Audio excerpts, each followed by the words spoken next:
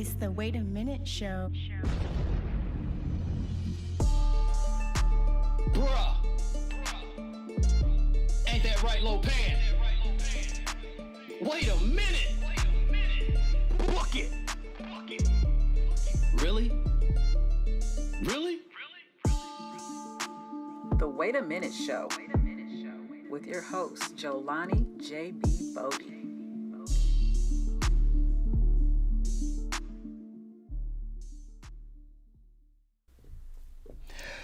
Ladies and gentlemen, what is up? What is up? What is up? What is up? It is your man, Jelani J.B. Bodie, host of this thing called The Wait a Minute Show. And I'm back in the building here in the ATL, here in the Lions Den Studios, here supporting my winless Lions, still supporting my Lions, even though we have a chance. We have a chance, ladies and gentlemen, of still making the playoffs. But regardless, we're not going to talk about the Lions right now, maybe later, but welcome back. It's another episode and championship week in the NCAA. So we're going to be getting into that. But before I do all of that, let me go ahead, get it out the way before I have some problems. Ladies and gentlemen, here with me to do the show, because I guess I can't get it done without him, is the L, the O, the P, the A, the N. Lopan, tell him. What's up? Indeed. So, Lopan is in the building. And if you're watching this live on YouTube, we're coming to you on a Sunday. Yeah, Sunday. So we changed it up just a little bit for this week. We'll be back to Saturday's regular schedule. But it was NCAA championship weekend for football. So you had a lot of championship stuff going on. So we'll get into that in just a moment. I'm going to give you my 3-pack for the NFL today, week 13. 3 games that's on the table that you should be checking out. And some little NBA news. But at the end of the show, I told you, I'm going to give you a Big L award. Yes, I am going to give you a Big L award. It is back, and I know Lopan is excited. Indeed. Yes, and you guys are probably excited out there as well. I don't like doing this, but y'all make me do it. So the Big L award, someone's going to get a Big Loser award at the end of the show. So stay tuned. Stay for everything so you can catch that at the end. But before we go any further, shouts out to people that's jumping into the Wait a Minute Show chat room. Mocha Bella, I see you out there. And good luck to Mocha Bella in the Wait a Minute Show Fantasy Football League today, because it is real tight in that league, ladies and gentlemen. So there is a lot of opportunity for people to still make the playoffs. Mocha Bella is still one of them. So she gets a win this week. It really puts her in a prime position to make a run and getting into the playoffs, and then anything can happen in the playoffs. Yours truly, I've been fortunate. I've had a good regular season. I've already secured a playoff spot. I've already secured a first round bye. But that's the scary part, ladies and gentlemen. That's the very scary part when it comes to fantasy football, because you do all that work and it could be gone like that in just one matchup. So at least I'm glad I'm in a position. So I'm not going to be a Debbie Downer or anything like that. Now, before we get into our first topic, let me talk to you real quick. The Wait a Minute Show the Wait a Minute Show toy drive. The Wait a Minute Show toy drive for 2021 is in full effect, ladies and gentlemen. It's going right now. The end is December 18th. That will be the last day to make financial donations. So make sure you're sharing this. Make sure you're getting involved, because it's for a great cause. We sponsor kids at a nonprofit organization called Helping Hands of Paulding County, and we go out there and find out what the kids want. And this is not just for the kids, it's for the parents as well, because if you're a parent, you know it's very hard just being a parent, but also if you run across hard times and you want to do something for your kid, sometimes you need a little bit of help. So we want to take that pressure off the parents as well, make something happen for the parents, and make it a memorable holiday for them too. So all you got to do is go to the waitaminuteshow.com, and in the upper right hand corner, you just click on Toy Drive, and it gives you 3 options of what you can use to donate: PayPal, Cash App, or GoFundMe. It's up to you, however way you want to do it, but very easy to do. If you're doing it on your phone, same thing. Go to the website. You're going to see a yellow box in the upper right-hand corner. You hit that, it'll drop down. You'll see toy drivers there. Well, give you the same thing. So make sure you are checking that out, ladies and gentlemen, because it is for a good cause, man. We love helping the kids, and we love putting a smile on kids' faces. Shouts out to the Tiger Park Show in the Wait a Minute Show chat room as well. Appreciate you for joining this morning with your boy, Jelani JB Bodie. So let's get into some of the championship games that happened. Let me pull it up. Lopan was supposed to have this up for me. God, Lopan, help your boy out, but I'll do it myself.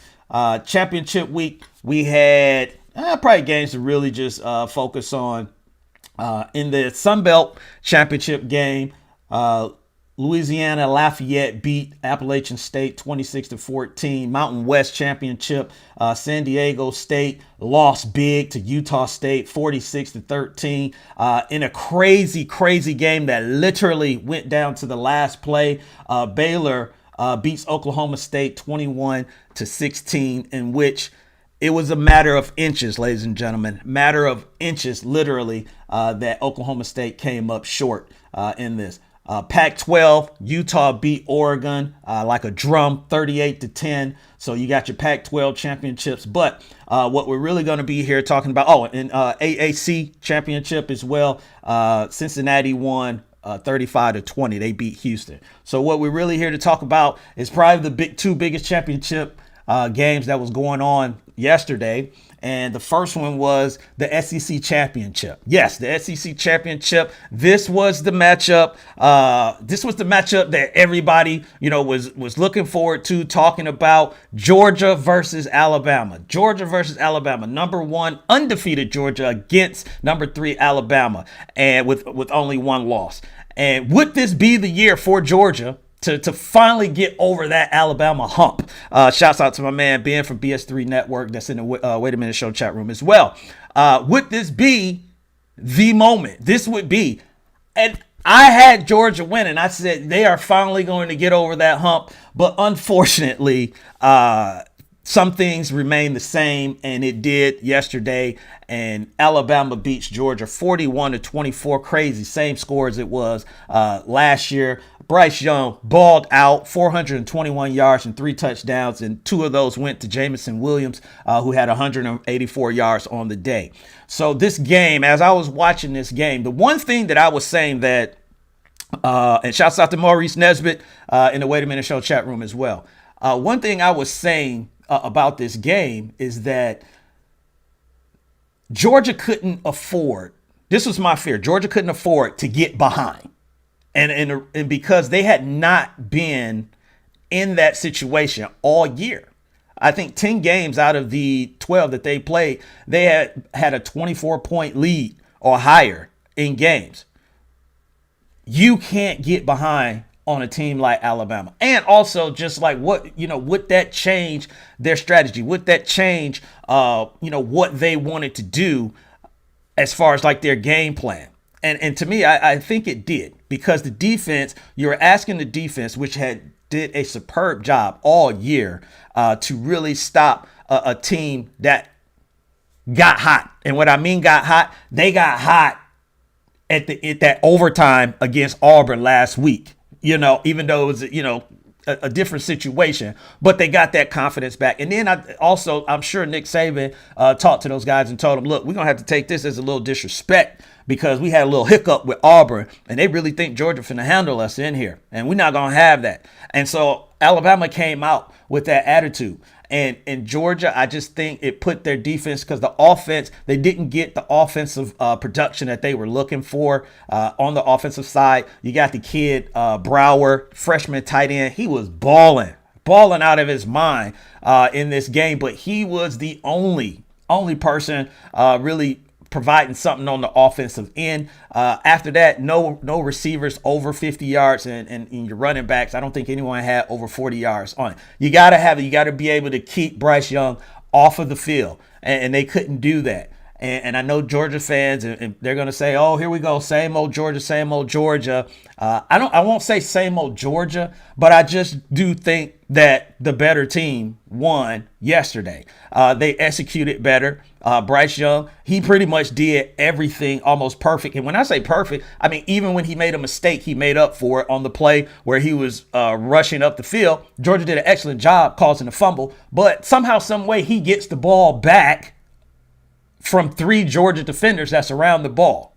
So little things like that to keep that, that drive going. And then some of the things that Georgia made a mistake on, quarterback Bennett, one of the things that I saw that situational football, where it was second down and he had an opportunity to rush where he was going upfield and he could have got maybe about 5 yards. He might have got even more, but he decided to throw to a player that was covered. And the ball was incomplete pass. So now that puts you at third and 10, where it would have been 2nd and 5. They get a penalty. Now it's 3rd and 15, and Alabama pinned their ears back and they're going to come after you. Some of the stuff wasn't his fault. He did throw an interception, but Bauer, we were just talking about, he stopped on the route. So that's what I'm saying, like little things like that. And some people were talking about, I know Kirby Smart hit he decided to go for it on 4th down in the 3rd quarter instead of kicking a field goal. I was all for it because I think he knew where they were as far as like in the game, is that they can't afford to kick any field goals. Field goals is not going to beat Alabama. You're going to have to put up touchdowns. And they started that out early, and it just could not continue the success that they were having earlier in the game. So it's just for a full 4 quarters that they're going to have to play mistake-free football, because let's just be honest, there's no other team like Alabama out there, and you can't make mistakes. We just saw it last week with Auburn. Running back goes out of bounds. They talk about the 40 seconds. All of a sudden, they get back in it. They go into the overtime, and then we're not even talking about that game anymore because of situational football, a situation where you got to capitalize on it. So you're going to have to capitalize. You got to capitalize on the plays when you have them. Maurice Nesbitt in the Wait a Minute Show chat room says, I won't write Georgia off, but they needed a real test. And he's absolutely right that, they needed a test. This wasn't the time to get the test. It would have been in the beginning of the year or somewhere in the middle of the year. But yes, they did need a test to maybe get their minds right. And it's still a shot because I'm going to be talking about the rankings going forward for Georgia. But this wasn't the time really to get that test on it. So we'll be talking about the rankings here in just a moment. So we move on from the SEC championship to another one that's near and dear to my heart. I got my Lion stuff on, so you know where I'm going. The Big Ten championship. Big Ten championship, which was Michigan, the Wolverines taking on Iowa Hawkeyes. And Michigan handled business 42-3. And my fear that I was thinking for this Michigan team was that you got up so high. We could see it. They really wanted to beat Ohio State. And after that game was done, we saw the emotions from that team. And I was scared about maybe a letdown because Iowa, at one point in the season, they were ranked number 2. Although it was very early in the season, but they was ranked number 2. And they have a really good defense. So I was worried about that. Michigan said, hey, don't worry about that, player. We got you. We got you. They went out there. They were creative with their plays, with the double pass for the 75-yard touchdown. They continued their running attack with Corum and Haskins and Hennings, and even the kid McCarthy coming out there running, I guess you could call a Wildcat offense for them. And got to give the credit to the defense. They did not let up. They put pressure on Iowa all game long. All game long, you saw Petrus, which was the Iowa quarterback, running for his life around the field. And that's Michigan football.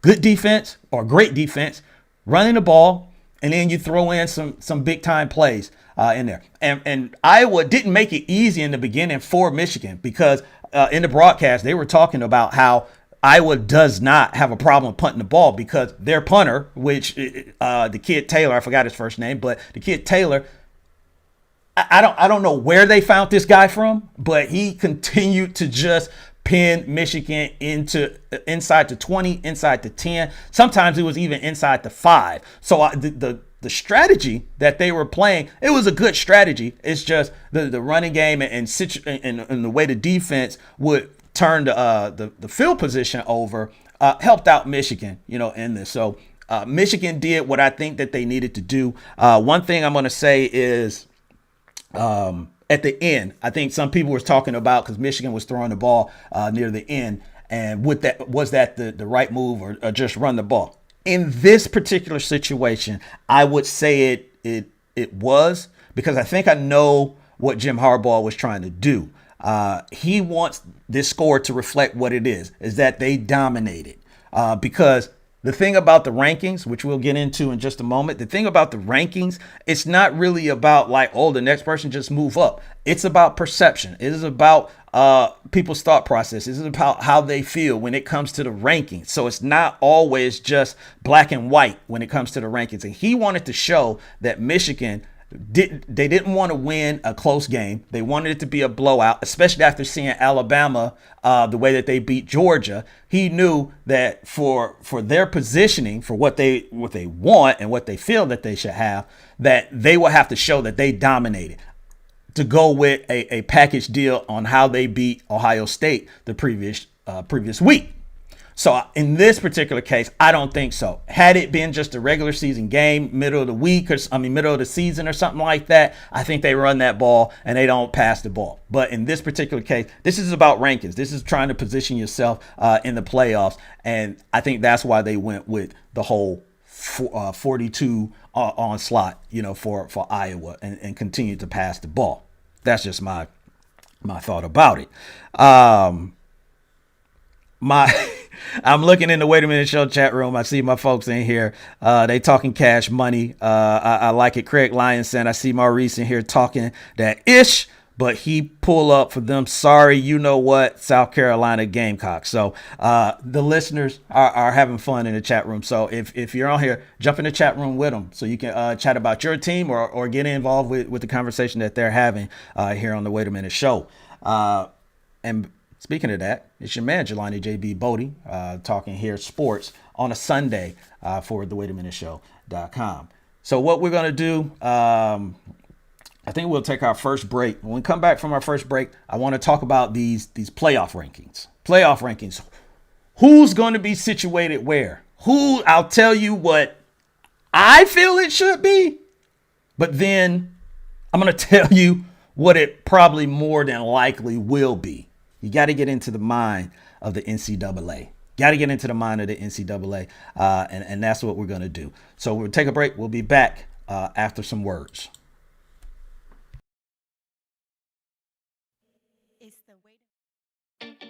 Do you want your next Atlanta event to be memorable? If so, have Drink in Color at your next function. Drink in Color is sophisticated bartending that creates signature cocktails for your special occasion. Wow your family, friends, and business associates next time with Drink in Color. You can contact the owner, Kiki Lewis, at 678-813-7102. That's 678-813-7102. You can also email her at drinkincolor@gmail.com and follow on Instagram at drinkincolor. And tell her you were referred by the Wait a Minute Show. Drink in Color, cocktail catering. Let the cocktail sparkle at your next event.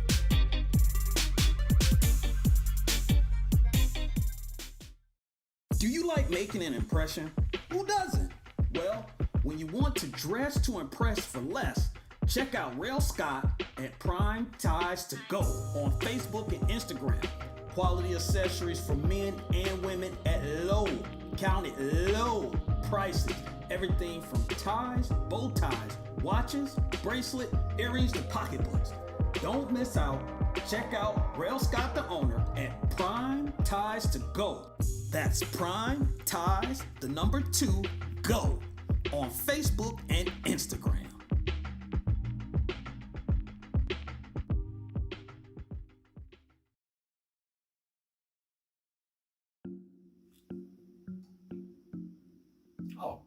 What's up, everybody? It's your man, Jelani J.B. Bodie, host of this thing called The Wait a Minute Show. And I'm getting ready to do another episode. But before I do that, I want to mention the Wait a Minute Show toy drive this year for 2021. We are in our 9th season, and I need your help, ladies and gentlemen, to help some kids to make it a memorable holiday season for them. All donations goes to nonprofit organization Helping Hands of Paulding County, where we help kids anywhere from the ages of 1 to 18 years of age. The donation doesn't matter. $1, $2, $5. It all adds up. So join me by going to thewaitaminuteshow.com. Real easy to do. You can click the donate button and your options will be Cash App, GoFundMe, or PayPal. Dates are November 25th through December 18th. The Wait a Minute Show toy drive. Let's help some kids out in need. It's like magic.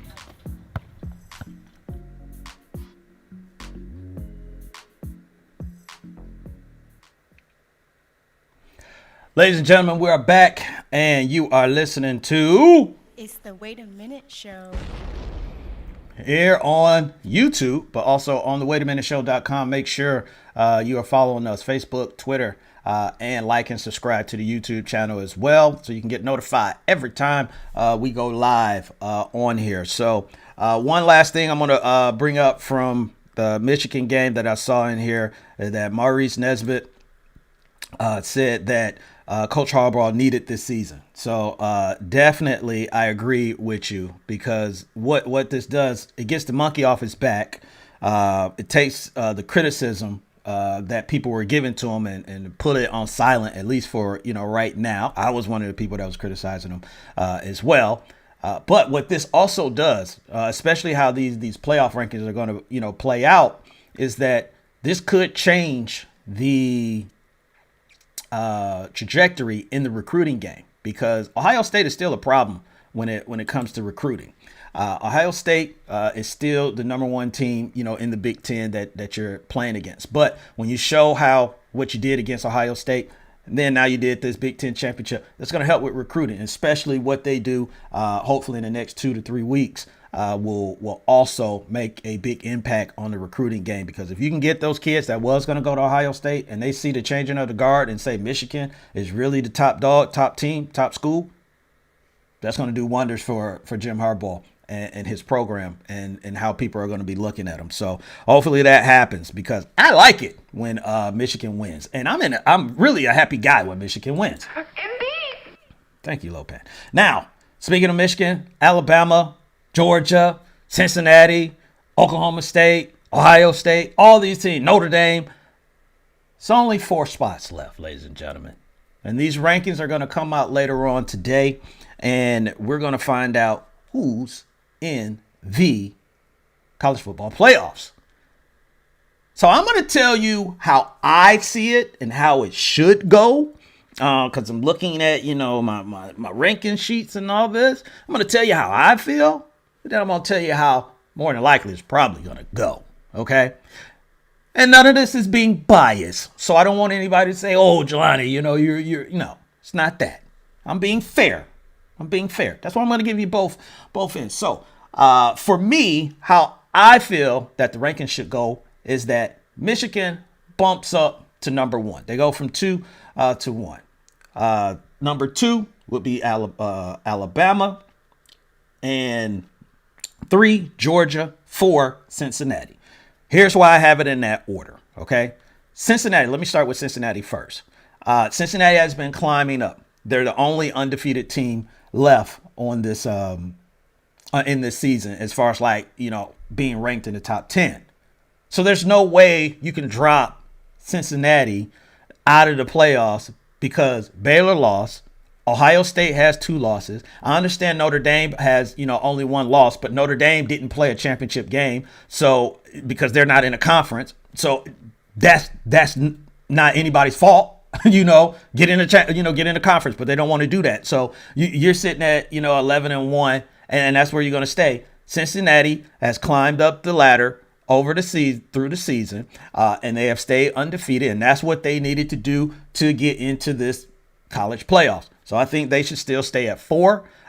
They took care of business like they were supposed to in their championship game. I thought they were going to slip up somewhere in the season, but they didn't. So, yeah, give them the 4th spot. And let's see what happens. You never know. It's one game. We're not playing best out of 3 or anything like that. It's one game. Anything can happen in the playoffs. So I think Cincinnati should be number 4. Now, this whole thing, number 3 with Georgia, because Georgia was 1, right? So it only makes sense. I can't see in the fashion in which Georgia got beat that they're going to drop to 2. You got to take another step out. Now, not out of the playoffs, obviously not, because they also was undefeated just up until now, and they got 1 loss. So I have them at 3. Michigan was at 2. They move up to 1, and Alabama was at 3 because both teams won. So you move up 1 spot. So that's my logic on it. Looking at it, Alabama, their 1 loss was against Texas A&M. Texas A&M, and here's my reasoning for why Michigan should be number 1. Alabama lost to Texas A&M. Texas A&M right now is ranked 25th in the college football playoffs rankings. So top 25 in the AP top 25. So you got beat by a team that's in the bottom 25, whereas Michigan, they lost to a team that was in the top 15. Actually, Michigan State, they lost a close game to them as well. Alabama lost a close game to Texas A&M as well, but Michigan State is still in the top 15. They're sitting at 11 right now before all these rankings, change, and they could move up. So you play the close game as well. You play the team that higher ranked. Now they do have 2 losses. I will say that, but Texas A&M is 6-6 in the SEC. So that's my reasoning for why Michigan should be the number 1 team. Alabama, obviously, taking down Georgia, move them up to 2, and then Georgia at 3, and Cincinnati at 4. Mocha Bella says, Bama gets in every year. Yeah, that's pretty much, that's we're used to it. We're used to it. I mean, other than maybe a couple seasons where it was just like, I don't know if they should have really made it. They've pretty much done what they needed to do to be in it every year. But yeah, Bama is in it every year, it seems. Now, how I see this thing, playing out is different than how the NCAA is probably going to, put this thing out. And obviously, that's going to be the biggest thing that matters. So my rankings for the NCAA, as far as like if I'm in their head, how I see that they're going to do it, Cincinnati would still stay at 4. And it would be for all the reasons that I just said. I think both of us agree on that, is that Cincinnati has done what they were supposed to do to stay at that 4 spot. Georgia would be at 3. Again, Georgia has to take a dip. But based off of what Michigan has done as well, I mean, Georgia could, they could drop them down at 2. But here's why I think they put Georgia at 3. They put Michigan at 2. And then Alabama at 1. Plain and simple. I don't believe that the NCAA wants to have a SEC championship rematch the next week. They would rather save that for the following week. So the other thing that maybe they're scared of, and I'm not, but if my rankings is correct, they're scared of an upset where Cincinnati would beat Michigan, and then Cincinnati is in the championship game against a SEC championship team. They don't want that to happen. They don't want a rematch. They would rather, if that rematch is going to happen, they want that in the championship game. Obviously, that would be a big-time seller for the NCAA. It would be a big-time seller for the SEC, as it always has been. But for me, I don't mind seeing a rematch, because how I look at it is that Georgia is probably going to be thinking, look, we know where we made our mistakes. Run it back. Let's run it back right now. Just like if you're on the court and you lose and you just like, nah, run that back, son. Run it back. We gonna play again. We know what we need to do to win. That's going to be Georgia's mentality. NCAA is not listening to that. They're listening to the money and what, looks right. So I do believe that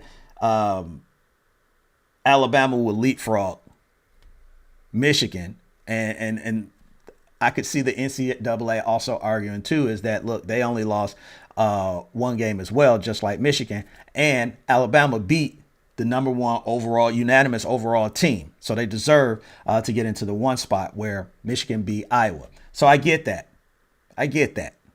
But I disagree with it respectfully. I disagree with it, but I think that's how it's going to play out. Maurice Nesbitt, he said, I have the same ranking. Which ranking did you have, Maurice? Was it my ranking or the NCAA ranking? Let me know in the chat room. But yeah, there shouldn't be, and at the end of the day, there shouldn't be, I don't want to hear anything about anybody that's 5 or below. Nothing. And I'm not talking about the store. I'm talking about anybody that's ranked 5th or below. Nobody should have the opportunity to get into this playoffs because you got way too many 2-loss teams. So that should eliminate all of them. And like I said, Notre Dame has 1 loss, but that loss was to Cincinnati. So if you put it, boy, if they were to put Notre Dame above Cincinnati, I don't know what Lopan might do. Lopan he might get in his car and ride up to South Bend. Indeed. You don't have a car though, Lopan. So you're not going to borrow my car. I don't know why I said that. But the rankings will be out later on today, and we're going to find out what this football playoff is going to look like. But for me, Michigan 1, Alabama 2, Georgia 3, Cincinnati 4, NCAA, I'm trying to predict Alabama 1, Michigan 2, Georgia 3, and Cincinnati 4 as well. Maurice Neville said, I meant to say, I think I'll have the same rankings as you did. Yeah. So I like where you're going with that, Maurice. I like where you're going with that. But we'll find out in the next couple of hours as well. So we're going to get off college football. We get into the people that get paid, like paid, the NFL. And we're going to talk about my NFL 3-pack for this week. So three games that we should keep a close eye on that should be interesting for week 13. So as you see on the ticker right there, you got all your teams that's going to be playing today. So make sure you catch those games, but also make sure you catch these games and keep an eye out on these 3 games. So the first game we're going to start with is going to be the LA Chargers versus the Cincinnati Bengals. LA is sitting at 6-5 versus Cincinnati at 7-4. Both of them are sitting at in the second place in their division. So AFC West and AFC North for both of these teams. So this is a big game, especially for Cincinnati, because Baltimore is sitting at 7-4. They're playing Pittsburgh. So if they lose this game against Pittsburgh, this could be a prime situation for them to take advantage of this week. So, but the other reason that I want to talk about this game and LA for the Chargers as well, because Kansas City also sits first, but they're at 7-4 as well. So they got a divisional game against Denver that's going to be going down. So there's a lot of movement that could go down in the AFC West. But back to this matchup, the Chargers versus the Bengals. So I want to see if Jamar Chase can have a bounce back game. He didn't have an ideal game last week for the Bengals, but that happens, in the passing game. So I want to see if Jamar Chase can get back to that guy that was giving folks the business like he was previously, which is very much possible, because I went on here and I defended him when everybody was talking about talking about him catching the ball, and I'm over here knocking the mic out the way, but him catching the ball and saying that, there's trouble catching the ball with his hands and all that stuff. And I was trying to tell people, look, the brother had been off for a little bit. All right. He's back. And you see what has happened this season. Also, can Cincinnati establish a run game with Joe Mixon? Joe Mixon has had, pretty good 2 out of 3 weeks in the rush game. Joe Burrow taking on Justin Herbert. 2 young quarterbacks, young guns that's going to be slinging it all over the place. I think this is going to be a big time aerial assault, because Austin Eckler, I think he'll be used more in the passing game this week than he would be in a run game. And I mean, they use him in both fashions and everything. But for the Chargers to win this thing, I'm going to tell you right now, they're going to have to do something with Mike Williams. Mike Williams is roller coaster Williams, okay? He started off high, then he went low, had a little bit of a high. Now, if Mike Williams can dominate and use that big frame that he has, especially down in the red zone, that changes so much for what the Chargers can do on the offensive side of the ball. Because Keenan Allen, Keenan Allen's going to, be Keenan Allen's, but you need that other player. So it allows Austin Eckler, allows Justin Herbert to really put in that aerial assault, but also if they can get up, then it changes things for guys like Joey Bosa on that defensive side, Derwin James, so they can be ball hawks and pin their ears back and get after the quarterback. So this is going to be a good matchup between two young teams, and first place could be on the line for both of these teams. We were just talking about KC. That's our second game, and they're in a divisional matchup against the Denver Broncos. So this AFC West, you got KC at 7-4, but you also got Denver, you got Oakland, and you got the Chargers at 6-5. So that's why I was saying, a lot can change this week. So these games are something to keep an eye on. Now, Melvin Gordon is not going to be playing in this game for Denver. He's ruled out with a hip injury. This is an opportunity, big time opportunity for a guy that they drafted that I feel that is going to be taking over from Melvin Gordon next year in Javonte Williams. So he's going to be put in place to be the number one running back. He's not going to really have to share the ball with anybody. I think that's going to be a good situation for him, but also a good situation for Teddy Bridgewater. Javonte can catch it out of the backfield, but also he can run the ball as well. That gives opportunity for Jerry Jeudy and Cortland Sutton and Noah Fant, on this team. But Denver has to establish a run game against Kansas City. It looks as if Kansas City is starting to get back to what they, used to be as far as putting up points as a high power offense. They're not there yet, but they're still scary because they had these down times, but they're still sitting at 7-4. You cannot let Pat Mahomes get back to being Pat Mahomes this week. If you're Denver, run the ball, run the ball, run the ball, run the ball. Now, it's easier said than done, but I do believe that's how you want to play this matchup. Now, Kansas City, they get CEH back for another week. I think he'll be primed and ready to go. That's another weapon that they're going to be able to add to their repertoire because he was back last week. Kelsey, Hill, same old with Kansas City. It's just more of defense. How is the defense going to be a defense that at times people were saying that they were a liability, and then they've had other opportunities this year where they were really getting in the back pockets of a lot of offenses for this team. If they can get in the back pocket, ain't nothing Denver. Even if Denver does establish the run, I do believe that Kansas City still can win this as a close game. But if they cannot stop Denver and this turns into an aerial assault, I still give the nod to the Kansas City Chiefs. So I'm feeling a little crazy, but I'm not that crazy. So I still will go with Kansas City and say that they win this over Denver. But I think Javonte Williams will have a good game. So if you got Javonte Williams in your fantasy football leagues, you're going to be happy with the production that he's going to put out. Let's see. Last game that we're going to talk about in my 3-pack is going to be the Monday night special, which is New England versus Buffalo. So first place New England, second place Buffalo. Again, another divisional matchup.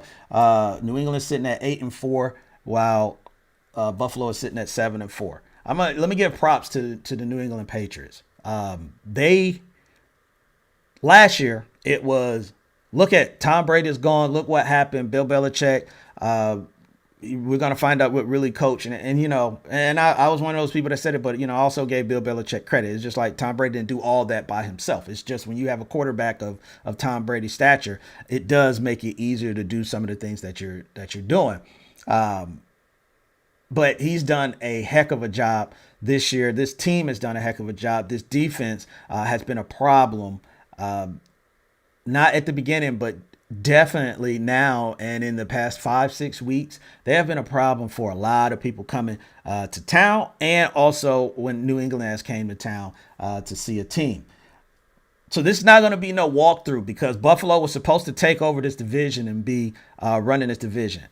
And as you see, it's not quite the situation. Buffalo, I feel, is taking a little bit of a step back. Stephon Diggs is not having the year that he had last year. I thought with the addition of Emmanuel Sanders, that was going to allow him still to be the player that he was. And things happen. It's people gear up for you as well. That's the other thing that a lot of people, I think, miss out, on this thing, is that it's not like Buffalo is surprising people anymore. People are really paying attention to what the Bills are doing and implementing things to slow them down. Josh Allen, he'll probably be utilizing his feet more in this, because they're gonna come after Josh Allen. I don't know if their running game, they're wanting to put that in the hands of Matt Breida and Devin Singletary and those guys. Dawson Knox, I'm worried about him, because we know what the Patriots do. They end up trying to take away the best player. I think they'll try and impact. Stephon Diggs is the best player that they got on the offensive side, but I think they will try and double team Dawson Knox and double team Stephon Diggs to try and put Dawson Knox as the lone receiving threat. And they would rather things over the middle, things maybe underneath. Dawson Knox can stretch the field a little bit, but not like, Stephon Diggs can. So I look for them to, really target Stephon and try and make it hard on him, because that's what Bill Belichick does. Take your best player, double team, and then we take our chances with everybody else. And with this defense that they got, that's an excellent game plan that they're going to try and implement for the Buffalo Bills. I do think this game is going to be a tight game. My gut feeling is saying Buffalo is going to win this by 3 points. And Buffalo knows that they need this win, because they don't want to fall behind in a head-to-head match as well, and then be 2 games behind the New England Patriots. Can't happen. So I think they're going to be up for the task. They're really going to want to try and show everybody that, they are the team to beat in the AFC West, or AFC East, I should say, and pull out a close win in 3 points, maybe 6 points on the Monday night football game. So those are my 3 packs. Let me jump into the Wait a Minute Show chat room as well. Maurice Nesbitt was saying, I like Joe Burrow, but Bengals will never be anything more than a disruptor. He also says Coach Bill is Coach of the Year. Yeah, he is definitely in the running for Coach of the Year. I think Kingsbury might be in there for Arizona, but the turnaround that they did from the previous season, and you're doing this with a rookie quarterback as well, he's going to get, a lot of consideration. So you might be right. Maurice Nesbitt's got 27-24 to Pat. So he got Pats winning by 3. I got Bills winning by 3, maybe 6 points. Mocha Bella, the Bills going to let New England win the AFC East. I don't know. Rough Buff may have something to say about that, hearing you say that, Mocha Bella, but it's possible. Let's just say that. So there you have it, your 3-pack. Again, check out those 3 games, but check out all the games that's going to be going down today, week 13, and then we'll be moving into week 14, and it's going to be really getting tight. Yeah, I got to say it. I was going to do a Big L award for whoever came up with the formula, and I'm like, someone from MIT must have did this, came up with the formula for my Lions still being mathematically in the playoff run. Okay? We don't need that, all right? That's not what we need right now. We don't even need playoffs.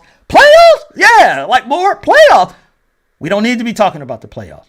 We just need to be talking about winning a game today against the Vikings. That's it. I don't want to hear nothing about the playoffs. So I was finna go off and go crazy, about a Big L award, but I get it.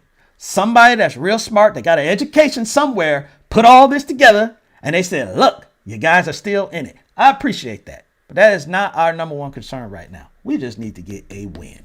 All right? And go from there. Almost did it. So let's get back to talking sports and the NBA. So I saw this yesterday, and I thought this was a little bit interesting, but not surprising, if anything. But Kyrie Irving. So now there's reports that maybe the Brooklyn Nets are interested in possibly trading Kyrie Irving.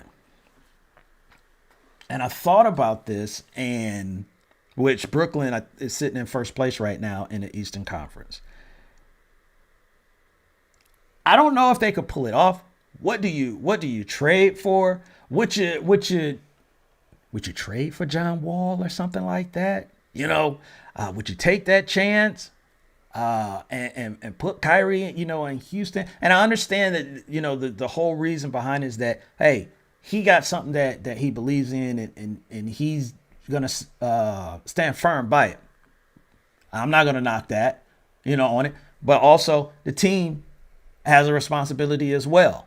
And they want to make a run at the playoffs. At a championship. And to do that, maybe they could utilize the trade value of Kyrie to get somebody else in there. Now, I'm not saying it's going to be John Wall. I was just throwing that out, as an idea, because that still, is a risk factor in doing that. But then it's also how Kyrie would feel, where he would be going, on it, how happy he would be going to another team, because that team is going to have to believe that he wants to be there. And could it be now? Maybe if they sent him somewhere like San Antonio or something like that, maybe that would work out, because then he'll be playing with Pop. On that note, but would I make a trade if I was the Brooklyn Nets? Yeah, if the offer was right, because I got KD, I got James Harden. Okay, I got somebody. I got two guys. So it's not like I'm leaving KD by himself, or I'm leaving James Harden by himself. So if I can get another, you're not going to get another Kyrie Irving. Let's just be honest about that. That's not going to happen. So we're not worried about that. But if I can get another quality player that's going to help us out on this playoff run, yeah, I make the deal. And Kyrie, I big ups. Keep doing what you're doing, bro. And we respect it. We just got to make a move. And I think Kyrie could respect that as well. It's not like they're giving up, on him. It's just, we got to make a decision. We got things that we need to try and accomplish, just like you got things that you need to try and accomplish. So I think it'll be a mutual respect on both parties. And then maybe, they send Kyrie somewhere where he can play, because the New York rules, I think that's the biggest thing that is preventing Kyrie from playing. Then he could, play ball somewhere else and still practice his what he's believing in on this cause with COVID and these rules that the city and the state and the NBA and everybody has. So, but yeah, if I'm that, yeah, I trade him. Mocha Bella asked what team I think going to take a chance on Kyrie. Like I said, I think San Antonio, and it's not really what team would take a chance. It's really what team Kyrie is not going to be trying to get out and go somewhere else. Because in the NBA, it's different than the NFL. The players have a lot of control. So they can go in there, especially as someone of Kyrie Irving's stature, and just be like, you send me there, it's going to be bad for the team. And I'm not saying that he would do something like that, but they have that power. So at least they would probably talk to him and try and see if there is a team that he would prefer That's just how the NBA is. And Maurice Nesbitt, I got to put this up on the screen right there. He said, send him to the big three. Yay, yay. Ice Cube would be out there. He'd be out there playing with Mahmoud Abdul Rauf and all of them, and Joe Johnson. Hey, that's what he's saying. Send them to the big three. All right. I don't know what you could get back for him, Maurice, but that's an interesting trait. So let's take another break, and when we come back from the break, NFL making some changes to their money situation, and I got a Big L award I'm going to hand out, ladies and gentlemen. So I hope you're ready. I know Mocha Bella is ready for this Big L award. So I'll be back, and we'll do what we do like we always do.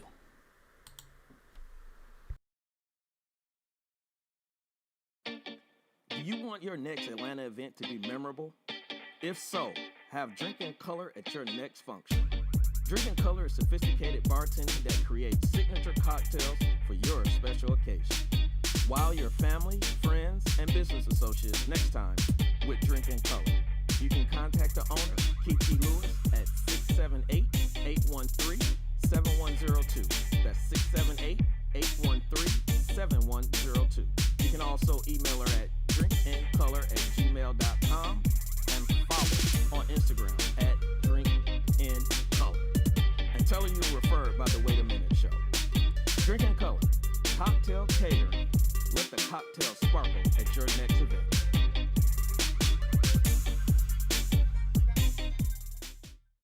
Do you like making an impression? Who doesn't? Well, when you want to dress to impress for less, check out Rail Scott at Prime Ties to Go on Facebook and Instagram. Quality accessories for men and women at low, counted low prices. Everything from ties, bow ties, watches, bracelet, earrings, to pocketbooks. Don't miss out. Check out Rail Scott, the owner, at Prime Ties to Go. That's Prime Ties, the number 2, Go, on Facebook and Instagram.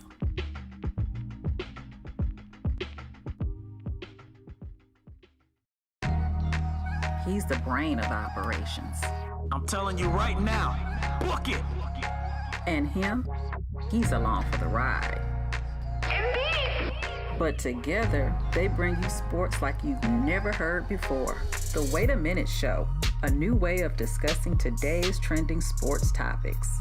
And now, back to the show with your host, Jolani J.B. Bodie.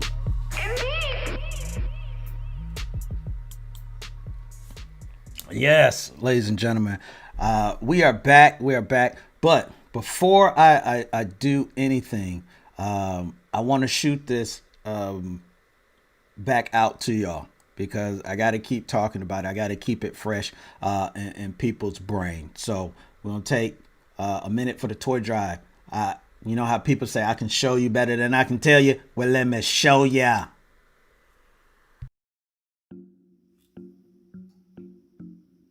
Oh, what's up, everybody? It's your man, Jelani J.B. Bodie, host of this thing called The Wait a Minute Show. And I'm getting ready to do another episode. But before I do that, I want to mention the Wait a Minute Show toy drive this year for 2021. We are in our 9th season, and I need your help, ladies and gentlemen, to help some kids to make it a memorable holiday season for them.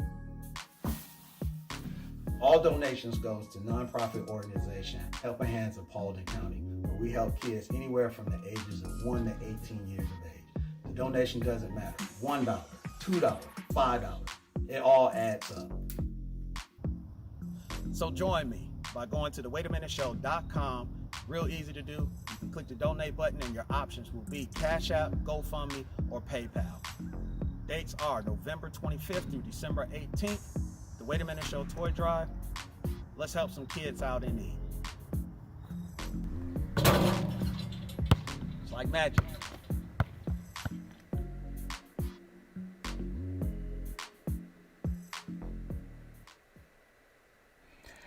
So you saw that the Wait a Minute Show toy drive, man. Please just help out. Share, donate, share out there. Now, I'm going to answer this because folks have been asking me this, and I knew this was coming, and I got to may have to take it as a little disrespect, ladies and gentlemen. Just a little. Let me do it in my Chris Rock. Just a little bit. The Wait a Minute Show toy drive, me behind the back, or not looking. Jelani, how many times did it take you to do that? How many takes did it take? Well, let me tell you, it took three. And you know what? I got it on the first take and the last. Yes, ladies and gentlemen, the first take and the last. So your boy was 2 for 3. I just wanted to make sure I got everything that I wanted it to be. So yeah, I'm a little athlete. I can throw it up. I can do a little something, from the FLINT, Flint Town. That's where we basketball players. Yeah. Am I in the NBA? No, but hey, I did a little bit, even Lopan was trying to clown me. Shut up, Lopan. But I did my thing, Hey, 2 out of 3, first and last take. Yeah, your boy out there doing it. Now, let me get to this. The NFL. So, real quick, NFL is about to get a raise, if you will, or get back to the way things were. Is better said. NFL is in the talks of that their cap should be going back up next season, pretty much to what it should be. Should be about around $208 million. And that would be an increase from the 182 that they are now. Now, previously they were at 198 during this whole COVID thing, and then it dropped down because of COVID. And so now they're looking at getting back to, what this thing should be increasing. So what does that mean basically for other teams? To me, you really got to be careful. You really got to be careful because you're going to have a spike of an extra, $26 million in the cap. And there are going to be some guys that's going to be coming off some really good years. And I'm just going to say it. And this is no hate because the brother done did everything that they asked him to do. So, whatever it is that he negotiate, I ain't going to knock it. But like Cordero Patterson, he's done everything for the Atlanta Falcons. He has run the ball, passed the ball. I think he even, caught the ball, but I think he even passed the ball. Special team, they got him listed, as a third string safety and everything. The brother's doing everything. So you're gonna have people that's gonna get paid off of that. So that's not what I'm talking about. I'm talking about you're gonna have some guys that have had career years or they're in the right system. And teams got to be careful because if you're paying a guy, now, if they pay him, I'm not going to hate on you because get your money. If they're going to pay you, get the money. But I'm just telling you, there are going to be guys that's going to have career years and they're not going to have the same production as they once were. It could be they just had a good year. Could be the system that they're playing in. I've said this plenty of times. I think 95, 96, 97% of the NFL players are system players. And there's nothing wrong with that. It's very hard to be a player where you can go to any team, any offense, anything, and still be productive. That's an amazing achievement. But it's an amazing achievement just to get to the NFL. So I'm not knocking that. But I'm just telling people, get used to it or be careful, I should say. And if somebody get paid a little bit extra and then it don't pan out, that's because of this cap, that apparently is going to be going up. And maybe some teams start, throwing some extra dollars to get somebody. So just be ready to be prepared for that. I know I am. It is what it is. But cap is going up to 208 from 182. Last thing I'm going to put in here, post it. Mocha Bella says, I was going to ask you the same question. How many times it took you to take that shot? Yeah, Mocha. Yeah, your boy got skills. Also, what I got skills in is handing out this Big L Award. So, ladies and gentlemen, it is time for the Big L Award, where we hand out the Big Loser Award for people or groups or animals, whatever, who does loserous things. At time, I myself has been on this Big L award. You don't have to remind the people, Lopan, but I have been on here. Anybody can get it, so it's not any bias or anything like that. People, I don't make this stuff up. Lopan brings it up, and I just say, all right, Lopan, I'll do it. I'll do it. So I want to show y'all something real quick. So Michigan is playing Iowa yesterday, right? And I'm watching the game, and I see this. I want y'all to take a look at that, ladies and gentlemen. I want y'all to take a look at this brother's face, ladies and gentlemen. Now, he is not receiving the Big L award, okay? Obviously, he's an Iowa fan.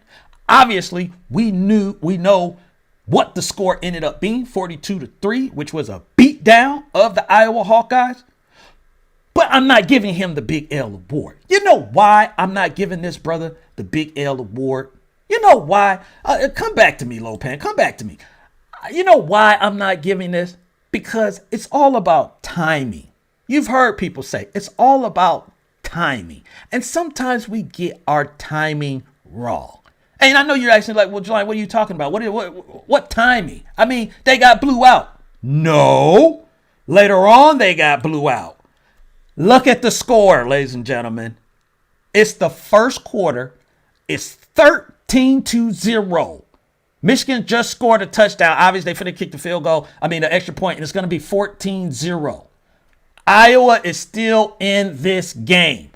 Now, what is Jelani talking about? I'm going to tell you what I'm talking about. Because this picture right here, ladies and gentlemen, they did him dirty. This is not a first quarter 14-0 picture to be putting up. And who am I blaming? I am blaming the producers at Fox that's producing this game.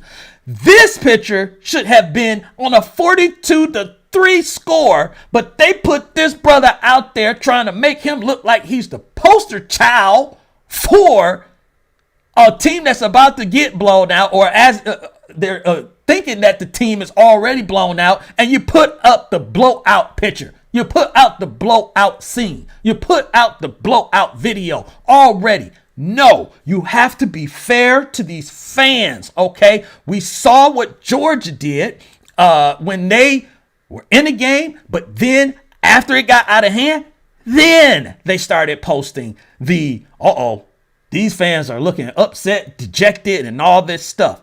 They didn't post that when they were still in the game. Iowa was still in that game, and they put this brother up, and they did him dirty. He does not deserve that at all. His face should have not been on the TV screen. People were sending me stuff saying, look, I was going to say the same thing. Yes, exactly. I feel bad for this brother right here. I feel bad. Now, if it had been 42-3 and you put this up, then it's part of the game. All right? It is what it is. But you wasn't predicting the future at that point, Fox. You wasn't doing all that. So, ladies and gentlemen, here at the Wait a Minute Show, we like to be fair. Even though it was at the expense of someone else's team, of me, watching it and my Wolverines, I still don't like it. So for the producers at Fox who decided that they were going to put this brother up for a 13-0 score, you got to take this big L. See? Another loser. Indeed as well, Lopan. Woo! They got me riled up, ladies and gentlemen. Ain't no way you should be putting this brother up where it's 13-0. He does not deserve that. Now, if it's 42-3, by all means, you do what you got to do. But not 13-0. Not 13-0. Yeah, they had to put a brother up. Yeah, Mo Capella. Let me put it up right there. They had to put a brother on the screen. Yes. So there you have it, ladies and gentlemen. Another big L to the Fox producers. Not that brother. He didn't deserve that. To the Fox producers. Another episode in the books. Man, oh man. We got week 13 in the NFL coming right around the corner, man. So make sure y'all check that out. We're going to check out these rankings, college football playoffs rankings. We're going to get ready for any NBA action. Then next week, we got all the playoffs that we're going to be watching, all the bowl games that's going to be getting ready to get started and everything. So all of y'all out there, man, finish up having a great weekend. Get ready for the week. Get ready to be a champion, and whatever it is that you're going to be doing this week, be a champion. Whatever it is that you're doing this week, be a champion. I don't care what it is. If you plant some flowers, be the best flower planter there is. If you're driving to work, be the best driver getting to work. If you're taking your kids somewhere, be the best transportation. I don't care what it is. Just be a champion this week.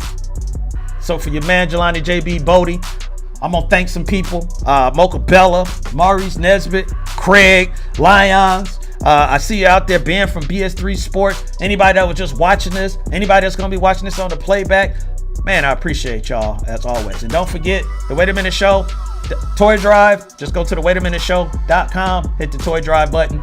You're good to go. It's been real. So I'm going to holler at y'all later, man. Two things as always. Stay positive and push forward. And I'll holler at y'all later. Low pen. Let's go. It's the Wait a Minute Show.